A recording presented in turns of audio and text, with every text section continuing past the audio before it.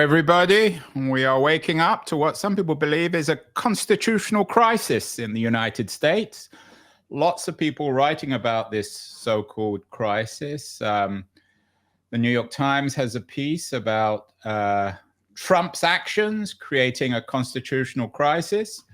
Apparently, according to the Washington Post at least, J.D. Vance's latest pronouncements evoke what they call a constitutional crisis. On CNN, a certain legal expert tells Anderson Cooper that there may be a constitutional crisis in the United States. And that legal analyst happens to be our guest on the show today. All too familiar with CNN and Anderson Cooper. Most of you, of course, or everyone knows about Jeffrey Toobin. He has a new book out, The Pardon, The Politics of Presidential Mercy. And Jeffrey is joining us from his home in New York City. Jeffrey, congratulations on the new book. Before we get to The Pardon, we need to talk about this supposed constitutional crisis. You're one of America's preeminent legal analysts and brains. Is it a constitutional crisis yet, or do we still have to wait to play this thing out? Well, I don't think there is a specific on-off switch for crisis. It's in the eye of the beholder, but we're certainly in an unprecedented situation here. And there's really one trigger that is still to be, I'm trying to think of the right metaphor. There's one thing that hasn't happened yet that I think would be a genuine crisis. And we're close, but we're not there yet. And that relates to what the judge said in Rhode Island the other day, where earlier the judge had said that the Trump administration's plan to unilaterally stop spending money that Congress had appropriated was unconstitutional and had to stop. But then, in addition, he said, the administration is not honoring my order and is continuing to withhold funds that have been appropriated. If there is actual defiance of federal court orders, that I think is something we've never seen before in at least modern American history. And then I think we really don't know how things could spiral, and they might well spiral out of control. There are a series of court challenges now to what Trump is doing, whether it's birthright citizenship or Elon Musk's access to federal internal procedures, the firing of certain government employees. I mean, all of that is serious. But it is within the realm of normal in the sense that there are often challenges to government efforts, and courts decide whether they're constitutional or not. What makes this a potential crisis is if the Trump administration stops honoring the results of court decisions. And that would be something we've never seen before. And that, I think, would be a genuine crisis. I can't work out whether Trump and his administration are a product of America's legalistic, litigious culture or an enemy, a threat to it. I guess it's both, isn't it, Jeffrey? I think, like a lot of people, they take or reject legal advice depending on whether it leads them to the result they want. Sometimes they are, when it comes to immigration, anyone who is outside the strict rules of whether they're legally in the country, they want them out. But when it comes to honoring the will of Congress to have a National Institutes of Health that is fully funded, when it comes to Congress's funding of the Agency for International Development, USAID, the Agency for International Development, which gives money to poor countries, then they are a little more flexible on whether to follow the law. So I think you're right that it's both. It's not just one or the other. They want their legal cake and eat it, and of course that's also true on all sides of the political spectrum when it comes to the politics of presidential mercy, the pardon, which you write about in your excellent new book. It's historical, so you're looking back. But would it be fair to say, Jeffrey, that when it comes to pardoning, everyone wants their legal cake and eats it? They all want to pardon their friends, but they also criticize their political enemies for pardoning people unfairly, at least in their mind. I think there's something to that. The pardon power is really anomalous in our system because the Constitution, our written Constitution, is based on the idea of checks and balances. That one, no branch of government, no government official can operate completely on his own volition. Pardons are different in that they are the part of the Constitution that is most directly drawn from the power of kings in Great Britain. There is no check and balance on a pardon. If a president wants to pardon someone, no court can stop him, the Congress can't stop him, and that freedom that presidents have is something that I think reveals presidential character and also leads them into a lot of trouble, which means there've been a lot of bad pardons, including recently. We've done so many shows on the founders, on the supposed democracy that they created. Did one, I'm sure you're friendly with Jeffrey Rosen, who's written a book about the legal genius of the founders. But didn't Madison in particular and the other founders recognize the monarchical implications of the pardon? When was it actually? Was it integrated into the original Constitution, or did it get developed over time, this idea of a pardon?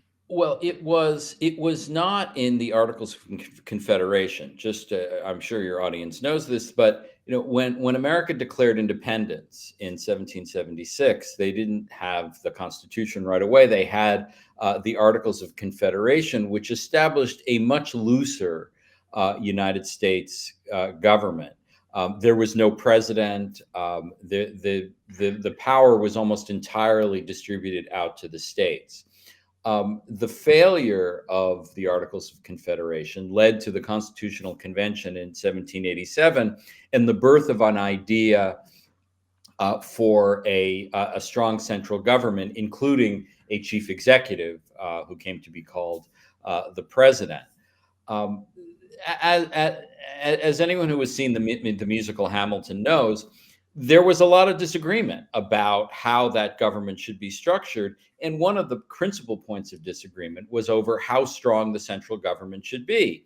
Alexander Hamilton was a leading advocate for a strong central government, including a president of the United States. And he was particularly interested, and he wrote in the Federalist Papers about the pardon power and how important that was.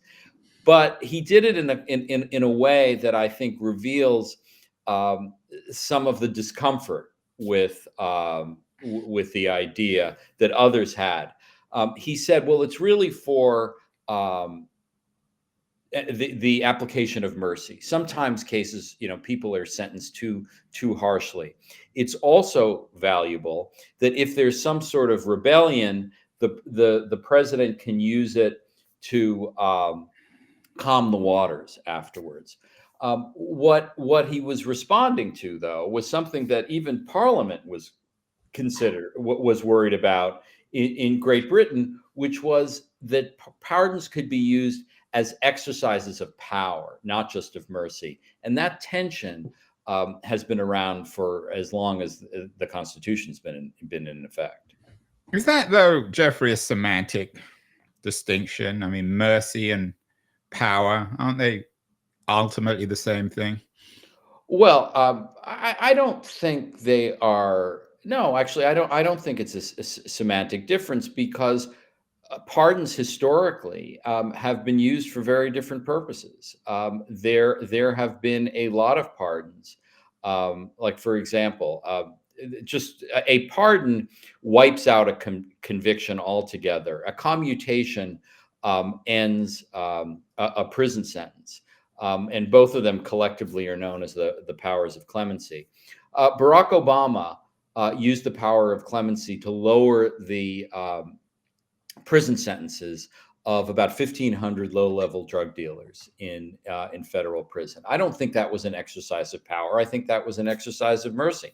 I think when Joe Biden pardoned his son, who had been convicted of multiple felonies, I think that was an exercise more of power than of mercy. And I certainly think when Donald Trump pardoned 1,500 rioters from the Capitol, including those who had assaulted police officers, that was an example of how he was exercising his power to reward his supporters, even though, certainly in my opinion, and apparently in the opinion of many, they didn't deserve it. So I do think there's a meaningful distinction between mercy and power.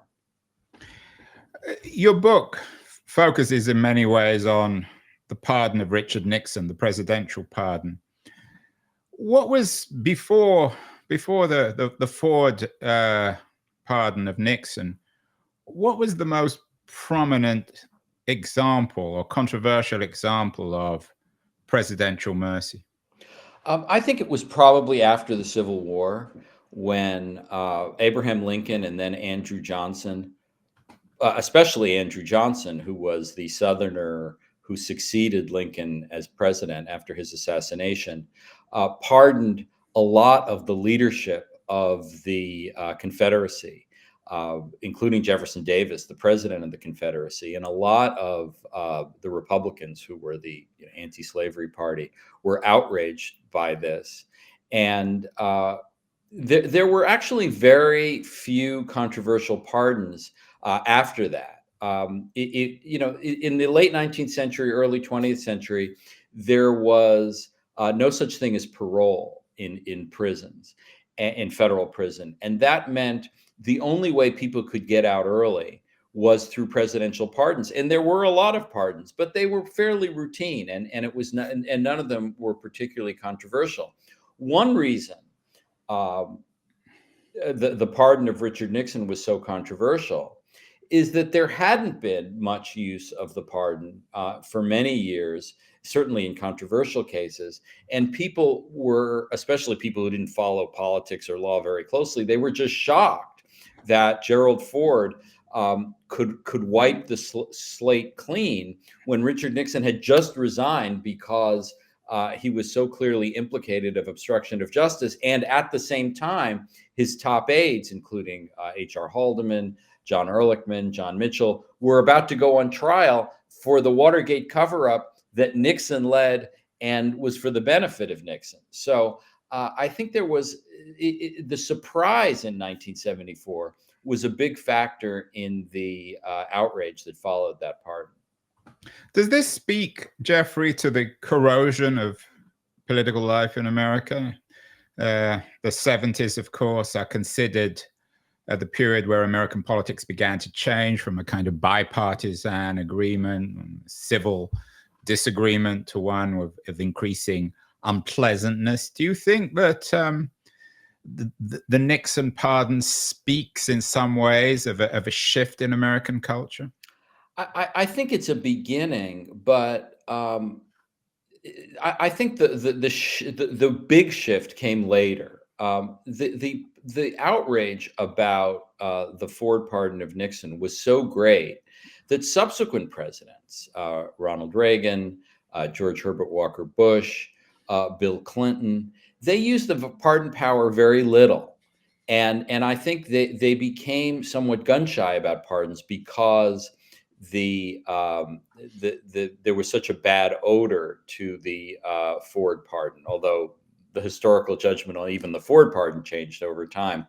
It's only really, I think, in more recent years, once we get into the internet era, the cable TV era, when you see, I think, really disastrous pardons like that of Hunter Biden, and certainly that of the January 6th protesters, that, the partisan nature of how the American government operates is so poisonous now that the pardon power is considered a tool to help your own side, which hadn't been the case for a long time. In your book, The Pardon, you write a lot about Alexander Haig's role and a younger Antonin Scalia. What should we remember then about the pardon if it didn't signal a sharp shift in political culture? Why does it matter now? And do you think Ford was right? Were you as horrified as others by this Well, pardon? I'm pleased to say I was basically a little kid, so Yeah, I I meant didn't what I have meant was currently rather I was than back then. alive. I was alive, but Yeah. I didn't have a fully developed position on the pardon as a second grader. But one of the interesting things about the Ford pardon is that the historical judgment has changed over time. That at the time, Gerald Ford's popularity, which was very high after he took over from Nixon on August 9th, 1974, he issued the pardon September 9th, exactly a month later, and his popularity plummeted 40 points in a week. I mean, it was deeply unpopular, and many people blame his loss in the 1976 election to Jimmy Carter on the pardon. Fast forward to 2001, Ted Kennedy, who was a big political opponent of Gerald Ford and someone who criticized the pardon a great deal, said, you know what? On reflection, you were right about the pardon. It was a healing gesture. I was wrong. Bob Woodward, the famous journalist, also outraged about the pardon at the time, changed his mind. And one reason I took a look at the pardon at this point was to see which side was right. And I think the original side was right. I think the pardon was really very wrong. It cut short the chance for any sort of accountability, criminal accountability for Richard Nixon. It contributed to the idea that powerful people, rich people were above the law. And it did not calm the waters of Watergate as Ford hoped it would. But that's how I come down on the issue. But one of the reasons I just found the pardon so interesting is that there has been this big historical shift in the 50 years since the pardon, from anti-pardon to pro-pardon. I think anti-pardon was right in the first place. So you think probably Nixon should have gone to jail? Well, jail, I'm not sure. Criminally prosecuted, absolutely. I think he should have been. If Gerald Ford, after Nixon had been sentenced, had said, we don't want to be the kind of country that puts former presidents in prison, like certain South American dictatorships or countries like Pakistan, I would have understood that. But to cut off accountability even before Nixon was indicted was, I think, a very bad signal and a very bad symbol of how powerful people don't get treated like everyone else. You wrote an interesting piece in the Washington Post last July, suggesting that Trump's immunity victory would stun Nixon-era lawyers. I want to, of course, get to Trump in a second. But what could one say about Nixon-era lawyers? What were they like? How are they different, Jeffrey, from Trump-era lawyers? Well, there's one big difference between the political and legal environment of the 1970s and what's going on today, and it relates to this. When Richard Nixon resigned as president, it was universally agreed, Democrats and Republicans, prosecutors and defense lawyers, the Watergate special prosecutors, Nixon's lawyers, Ford lawyers, they all agreed that Nixon could be prosecuted criminally for what he did as president of the United States once he left office. That was the whole reason for the pardon, because Nixon could be prosecuted for what he did. Once you flash forward to 2024 and the Supreme Court's decision in Trump versus United States, that is almost impossible now. Chief Justice John Roberts' opinion for the court says that any official action that the president takes as president can never be the subject of criminal prosecution, even after he leaves office. That is a degree of deference to the president and an absence of accountability that would stun everyone in the 1970s and is, I think, an incredibly dangerous situation that we live in now. Because every president who holds office henceforth can know that whatever they do, as Justice Sotomayor said, if they order SEAL Team 6 of the Navy to assassinate a political rival, because that's an official duty, they can never be prosecuted for that. That change, which was created by the decision in Trump v. United States, is so great that I think that's really the biggest change between now and 50 years ago. It's a conservative court now, of course, but one thinks of Scalia. One thinks of perhaps the sort of the intellectual father of this court. What was his role, and would he be, if he was around today, Jeffrey, would he be horrified by this decision by the Supreme Court? Well, let me just start by telling you what his role was, because it was interesting to me. When I started research on this book, I didn't even know Scalia was involved at all. But one of the big issues in the whole beginning of the Ford presidency was the issue of who owned the tapes, who owned the papers of Richard Nixon, because historically the presidents had taken ownership. When Lyndon Johnson left the presidency, he simply had the trucks loaded up and brought everything to his presidential library. Some presidents sold their papers. It was just considered a tradition that presidents owned their papers, and here there were also the White House tapes.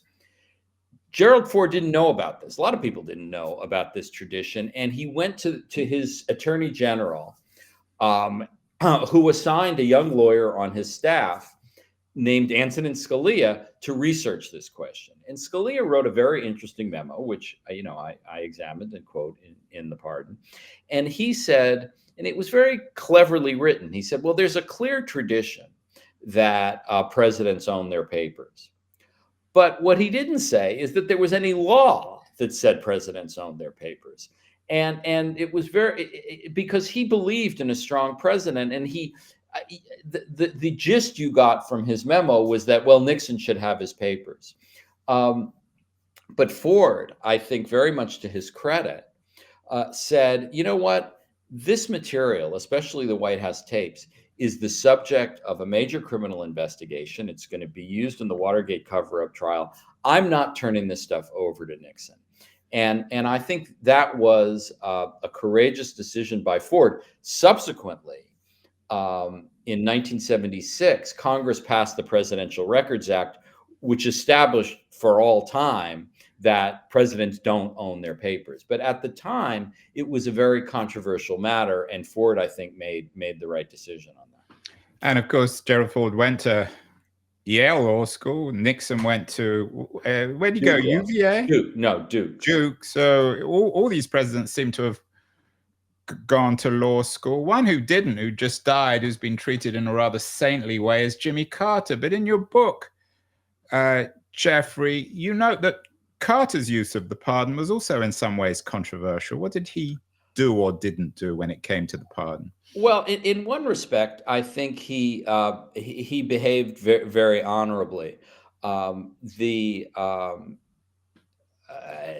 had promised during the campaign that he was going to pardon or give an amnesty, which is sort of a group pardon, to the Vietnam War resistors who fled to Canada rather than serve in the military. And it was, I believe, it's in the book. I think it's over 1,000 people.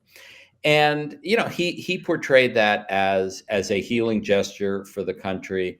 And I think it was the right decision. And one reason it was the right decision is that there was no secrecy about it. He was very open.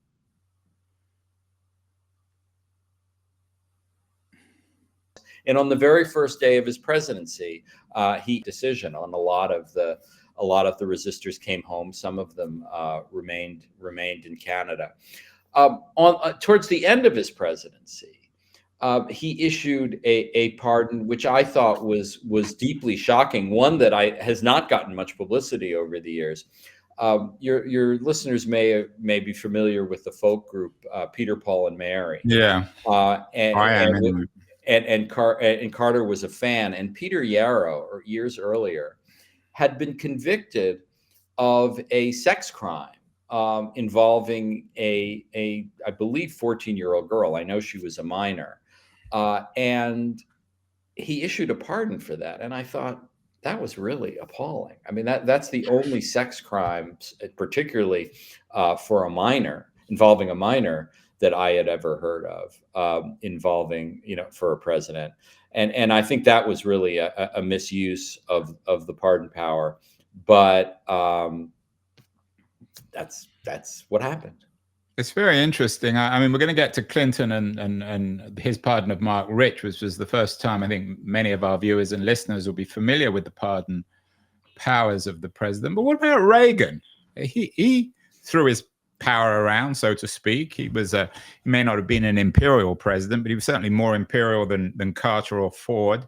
What's his record on the pardon? Well, after, as I mentioned, after the Ford pardon of Nixon, the number of pardons just went down. The presidents just didn't want to get involved in this whole controversy. Reagan really only issued one very controversial pardon, which was of two FBI officials who had been convicted of a civil rights violation in the Watergate era. One of them was Mark Felt, who later became very famous because he was revealed to be Bob Woodward's secret source, who was known as Deep Throat. But early in Reagan's presidency, he pardoned those two FBI officials, and he wanted to sort of make a statement that Watergate was over, and that Republicans didn't have to feel ashamed anymore. This was in the past. I think it was an unfortunate pardon, but it was very much a political statement on his part, that he thought the FBI was a good institution and needed to be protected. And any Republican guilt over Watergate, Reagan didn't take office until 1981, 7 years after Nixon resigned. It was his idea of a symbol of moving on past Watergate. Of course, Trump's aggressively liberal use of the pardon, is part of his calling into question, mistrusting the so-called deep state, the FBI, the legal infrastructure itself. What about Clinton's pardon of Mark Rich? How outrageous was this? It still seems particularly outrageous in the sense that, at least from my point of view, I haven't researched this. It seems as if Mark Rich, a very wealthy financial figure based, I think, in Switzerland, paid for his pardon. I think his wife donated large amounts of money to the Clinton campaign. Yeah, I mean, I think that the Mark Rich pardon was bad. I don't think it was corrupt. And let me explain the distinction. Mark Rich was a commodities trader, a billionaire, based in New York, and he was indicted for a variety of financial crimes in the late 80s, I believe. Rather than face trial, he moved to Switzerland and lived as a fugitive. I mean, he was in fact very well known as a fugitive. Fugitive financier was practically his first name. and he and his partner Pincus Green, they both left the country rather than face trial. During that period, when he was living in Switzerland, he became a very big backer of Israel and the Israeli peace process. At the end, and his ex-wife, and this is the point you were raised, had become a big financial contributor to Democrats and to the Clinton campaign. At the very end of the Clinton presidency, as you may remember, Clinton came very close to a big Middle East peace deal involving Yasser Arafat for the Palestinians and Ehud Barak, who was the prime minister of Israel. Barak was very grateful to Mark Rich, and he said, President Clinton, please pardon him because he's done great service to Israel. And his lawyers went to Clinton and said, the case against him is really not that strong. It's a bad legal theory. And at the very end, I think the very last day of Clinton's presidency, he pardoned Mark Rich. I think it was a really bad decision. Not because Clinton was paid. I don't think the Denise Rich, the ex-wife, was the major factor. I think he saw it as a gift to his friend Ehud Barak. But you can't pardon a fugitive. If this case was so bad, as Rich's lawyers said it was, they should have come back to the United States and defended him.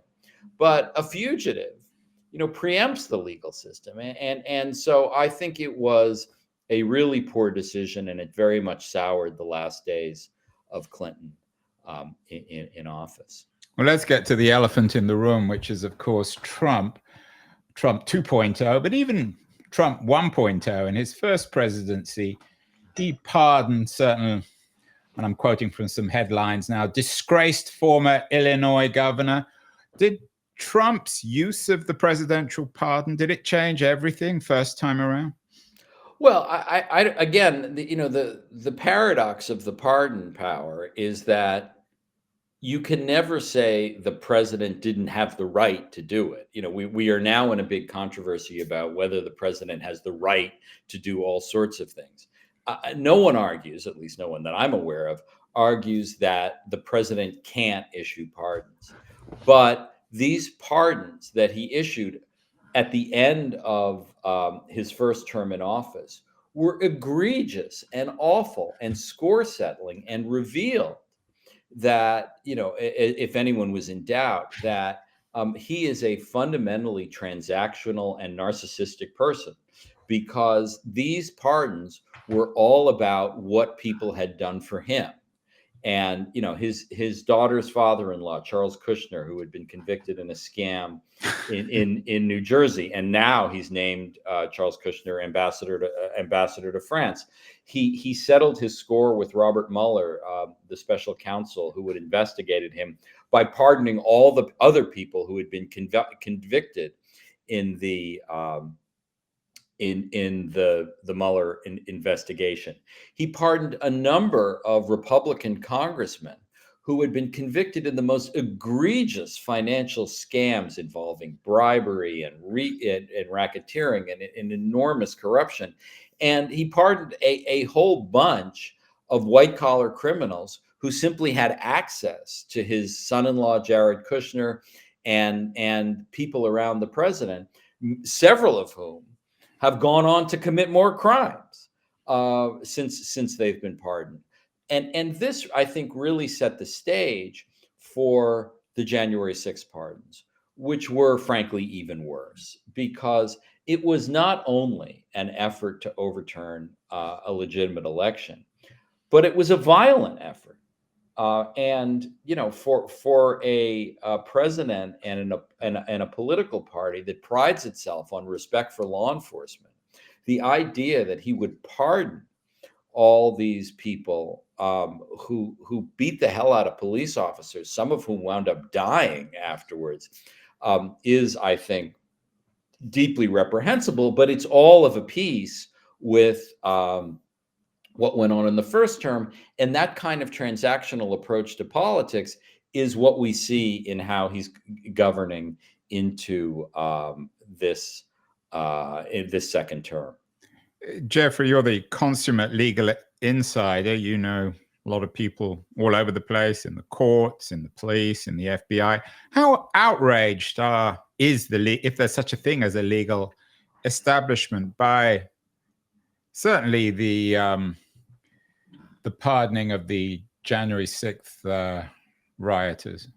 I think the answer to that is that the legal community, frankly, is just as polarized as the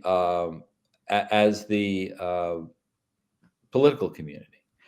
There is no more single legal establishment. Democrats are outraged, and Republicans, even if they don't think the pardons were a great idea, they defend it as well. Joe Biden pardoned his son, so it's all political, and that you don't see any Republicans protesting the pardons. Are they So right, the answer is, Jeffrey? I'm sorry, go ahead. So, because I was, of course, going to come to the Biden pardoning of his son. Are they right? Are both sides of the aisle equally responsible for this egregious, the word you use, behavior? I mean, is Biden as egregious as Trump? I know that according to the Pew Research Group, Biden granted more acts of clemency than any prior president, so he's not exactly blameless here either. Well, I think in fairness to Biden, most of the clemencies he granted were very much defensible.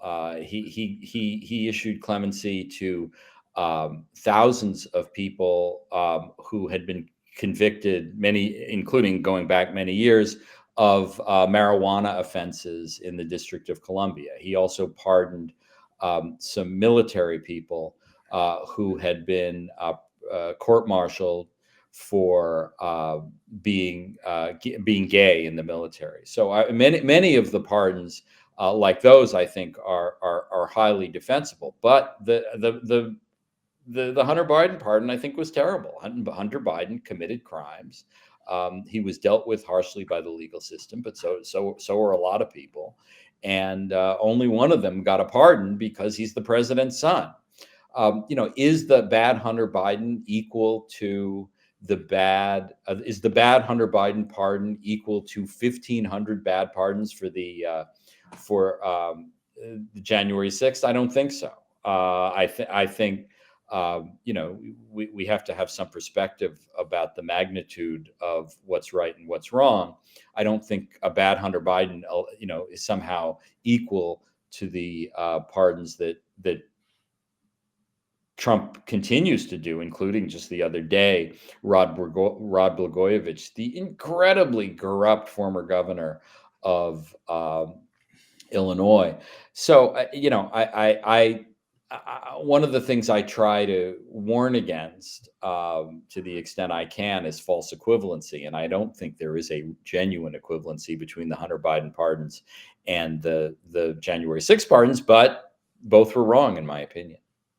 A lot of people don't like the term banana republic. They think it has suggestions of racism, colonialism. But is America becoming a banana republic in this context? Well, the term banana republic refers to the often South American countries where there was essentially one power one person who could apply his power in a way that was entirely based on his view of who was a good person and who was a bad person, as opposed to a system based on the rule of law. And I think, I'm not ready to write off all of American democracy, but the way President Trump is operating, especially in his second term, and especially in the use of the pardon, is in that kind of authoritarian way. Pardoning people he likes, like Rod Blagojevich, deciding, out of the blue that Mayor Adams of New York City, the criminal case against him should be dropped because he's a political ally. Those are the kind of judgments that a country run by an authoritarian. Right, and that you were quoted in Huffington Post suggesting that Trump's behavior with Adams is what happens in authoritarian countries. You didn't talk about banana republics, Jeffrey? Right. You were carefully avoiding that. I'm avoiding that term. People are offended by it. I don't want to offend people and have that become a distraction to the main point. But the point is that countries that are based on authoritarian power as opposed to the rule of law have sort of random grants of clemency to favored individuals, regardless of their true legal responsibility. And I think that's where we are, at least for the time being, with President Trump. And I think that's a dark thing. Finally, Jeffrey, you yourself have had your ups and downs recently. You not in a criminal sense, but your career hasn't been a straight path upwards. What have you learned from your own personal history over the last few years about the value of mercy? One thing I can't be called, I think, is a hypocrite, because I've always been someone who thought that people deserve second chances. And we shouldn't judge people exclusively by the worst thing they've ever done. I had a bad chapter in my life. As we said in school, I realized that that's going to be on my permanent record, as they say, but it's not the entirety of my permanent record. And I think I'm grateful that I've been able to continue my career. I'm now working at the New York Times, and I'm still appearing on CNN. So, but it was bad, and it should have been bad. I really messed up in a serious way. But not every crime deserves the death penalty, and that's a good thing. Well, you get my pardon, Jeffrey Toobin. Well, thank you, not sir. that it's worth very much. And congratulations on the new book, an important new book about the politics of presidential mercy, the pardon. I'd love to get you back on the show, because this legal stuff is not ending. It's only just starting. So, Jeffrey, congratulations on the book, and we'll talk again in the not too distant future. Thank you so much. Thank you, sir.